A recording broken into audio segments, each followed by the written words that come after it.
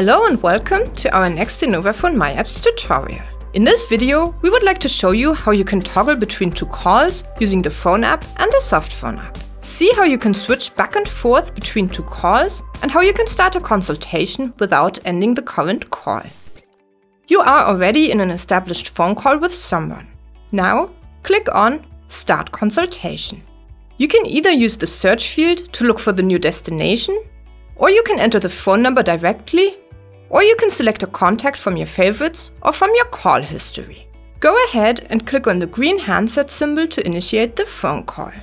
The first phone call is put on hold and recorded music is played.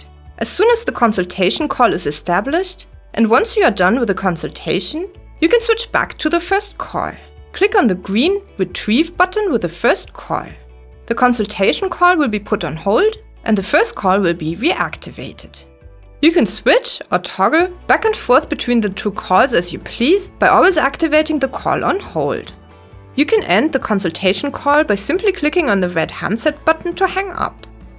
You will then only be connected to the first call. Many thanks for watching and see you again next time.